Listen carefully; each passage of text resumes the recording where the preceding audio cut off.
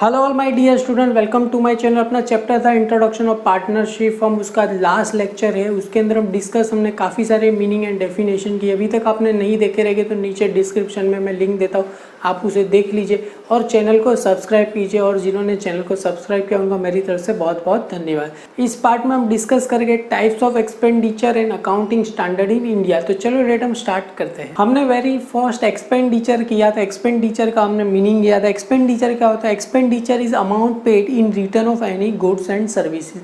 मतलब हमने कोई भी गुड्स एंड सर्विस लिया, उसके बदले में जो पैसा पे किया उसको क्या बोलेंगे? हम एक्सपेंडिचर बोलेंगे। एग्जाम्पल, आपको अगर कोई भी चीज़ परचेज करते, एग्जाम्पल आपने वेजिटेबल खरीदा या तो अपने जो स्टाफ को सैलरी दी, बदले में आपको काम भी करके दे रहा है, तो उसके बदले आपने रिटर्न उसकी सर्विस दिया, बदले में आप उसको पैसा पे करोगे, तो आपके लिए क्या हुआ? एक्सपेंडिचर हुआ। उसमें टोटल टाइप्स ऑफ एक्सपेंडिचर में टोटल 3 टाइप है। पहला होता है कैपिटल एक्सपेंडिचर, सेकंड होता है रेवेन्यू एक्सपेंडिचर और थर्ड होता है डेफर्ड रेवेन्यू एक्सपेंडिचर। तीनों हम डिस्कस करते हैं। वेरी फर्स्ट हम कैपिटल एक्सपेंडिचर पढ़ते हैं। कैपिटल एक्सपेंडिचर क्या होता है? This expenditure is acquire to fix assets or to increase the value of fixed asset is give benefit to the long period of time and it is not recurring in nature। मतलब क्या होता है? ऐसा asset जो तुम acquire का मतलब क्या रहेगा? परचेस कर रहे हो, क्लियर है, फॉर अ लॉन्ग टर्म के लिए, क्लियर है। ऐसा एसेट जो तुम परचेस कर रहे हो लॉन्ग टर्म के लिए। आगे क्या बोल रहे हैं? It to increase the value of fix asset, उसके बदले उसकी क्या हो रही है? वैल्यू क्या हो रही है? इंक्रीज हो रही है। एग्जाम्पल, आपका फ़ोन आपके लिए क्या हुआ? Fix asset. क्यों? उसको आप परचेस करोगे, एक ही महीने के लिए यूज़ करोगे नहीं, आप ऐसा सोचोगे मैं 2 से 3 साल तक उसे यूज़ करूँगा, तो वो क्या हुआ? फिक्स एसेट्स हुआ। एग्जाम्पल, आपके घर पे आप टीवी खरीदते हो या तो फ्रिज खरीदते हो, ऐसा सोचते हो कि हम 1-2 महीने में उसको फेंक देंगे या तो 1 साल में उसको बस यूज़ एंड थ्रो, ऐसा होता है नहीं। उसको क्या करेंगे? मोर देन 10 ईयर्स चले, 5 ईयर्स चले, तो वो ऐसा असेट्स आप परचेस कर रहे हो, उसको क्या बोलेंगे? हम फिक्स असेट्स बोलेंगे। उसके वो आगे क्या बोल रहे हैं? It give benefit to the long period of time. वो आपको benefit long period of time तक देता है कि नहीं देता है? जब तक आपका फ़ोन चलेगा, टीवी चलेगा, फ्रिज चलेगा, तब तक आपको उसका बेनिफिट मिलता रहेगा। It is a non recurring nature. Non recurring nature का मतलब क्या होता है? हम डे टू डे उसको परचेज नहीं करते। हर दिन आप फ़ोन खरीदते हो नहीं, हर दिन आप टीवी खरीदते हो, हर दिन आप फ्रिज खरीदते हो नहीं, हर महीने में आप खरीदते हो नहीं। हम साल में एक आध बार जो खरीदते हैं उसको क्या बोलेंगे? हम फिक्स या तो कैपिटल एक्सपेंडिचर बोलेंगे। उसमें एग्जांपल है परचेज ऑफ मशीनरी, मशीनरी में फ्रिज आ गया, टीवी आ गया, फैन आ गया, परचेज ऑफ कंप्यूटर एक्सेट्रा, ये सारा का सारा अपने लिए क्या हुआ? कैपिटल एक्सपेंडिचर हुआ। सेकेंड है one of the important revenue expenditure. Revenue expenditure is expenditure for which no future benefit, उससे हमें फ्यूचर में उससे कुछ बेनिफिट नहीं मिलेगा। It expected but having immediate or short term benefit, उसका क्या मिलेगा? इमीडिएट या तो शॉर्ट टर्म बेनिफिट मिलेगा।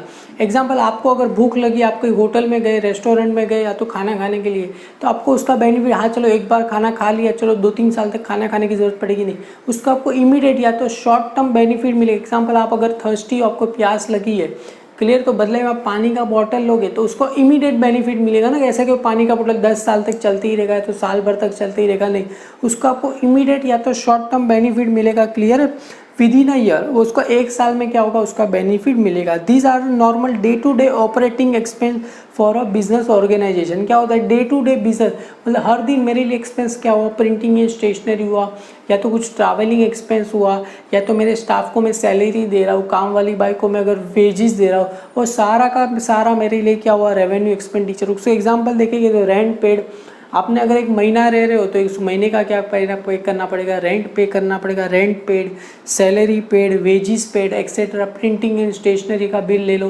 या तो कोई भी बिल ले लो, टी एक्सपेंस ले लो, सैंडविच एक्सपेंस ले लो, या तो सैंडविच एक्सपेंस, मतलब छोटे मोटे जो भी खर्चे रहेंगे, ट्रैवलिंग एक्सपेंस, सारा का सारा क्या गया? रेवेन्यू एक्सपेंडिचर आ गया।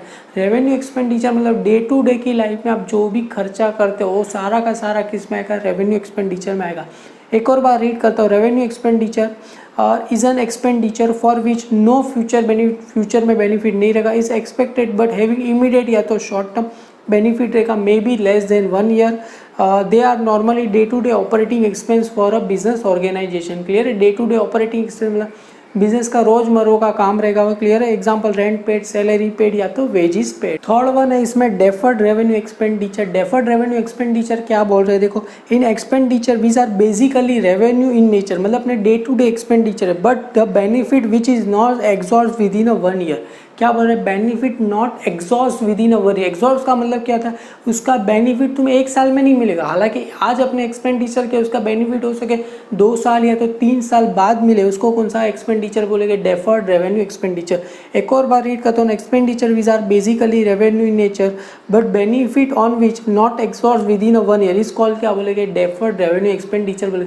मतलब तुमने ऐसा एक्सपेंडिचर कर दिया जिसका बेनिफिट तुम्हें आगे फ्यूचर में भी मिलता रहेगा। एग्जांपल देखो, मैंने क्लास की एडवर्टाइजमेंट की, यहाँ पर 11th-12th की एडवर्टाइजमेंट की, मैंने हर जगह बैनर मार दिया, पर जो बच्चा 10th में वो 11th-12th में आ सकेगा, नहीं आ सकेगा, उसके लिए तो ये मतलब इरिलेवेंट है, क्योंकि ये पण हालांकि जब भी वो 12th में आएगा तो 11th में आएगा तो सोचेगा अरे यार मैंने वो एडवर्टाइजमेंट देखा था, तो मैंने उस साल 1 साल पहले एडवर्टाइजमेंट की उसका बेनिफिट मुझे जब जाके वो बच्चा आगे जाके 11th-12th में आएगा तब मुझे उसका बेनिफिट मिलेगा। और एक आपको एग्जांपल आपने टीवी पे कोई ऐड देखा कि चलो कोई भी सॉस वगैरह का, किसान केचप का आपने ऐड देखा, तो आप तुरंत जाके उसको केचप को दौड़ के लेके आओगे नहीं, अब जब आपका घर का केचप खत्म होगा फिर जाके लेके आओगे ना।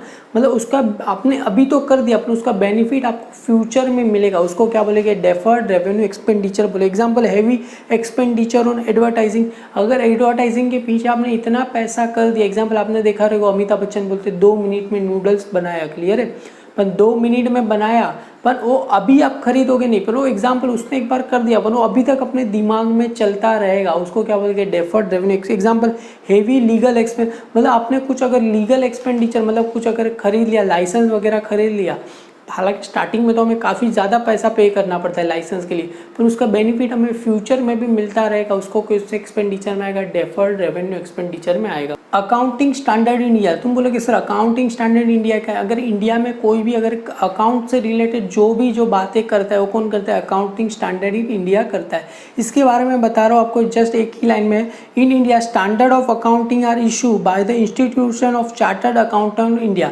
आपने पता रहेगा ICAI मतलब चार्टर्ड अकाउंटेंट। जो बच्चा अगर CA करना चाहता है उसको किसके अंडर में स्टडी करना पड़ेगा, ICAI। आई का मतलब क्या है, institution of chartered accountancy of India. CA जो बच्चे करना चाहते हैं मेरी तरफ से उनको बेस्ट ऑफ लक, क्लियर है। तो ये पूरा क्या करता है, उसके अंडर से रूल एंड रेगुलेशन सब बना रहा है, उसके अंदर भी उसने काफ़ी सारी पॉलिसी हमने बनाए कि इस फॉर्म में आपको रिकॉर्ड करना चाहिए। उसमें अकाउंटिंग स्टैंडर्ड काफ़ी सारे, यहाँ पर टोटल हमें 10 अकाउंटिंग स्टैंडर्ड दिए गए। बस आपको एग्जाम में इसको इसके लिए याद रखना है, आपको फिलिंग द ब्लैंक्स या तो मैच द कॉलम में आपको 1 वर्ड के लिए आपको आंसर में आ सकता है। क्या बोल रहे हैं, अकाउंटिंग स्टैंडर्ड 1 क्या बोल रहे हैं, डिस्क्लोजर ऑफ अकाउंटिंग पॉलिसी, मतलब अकाउंटिंग पॉलिसी में क्या है वहाँ पर उसको डिस्क्लोज किया गया।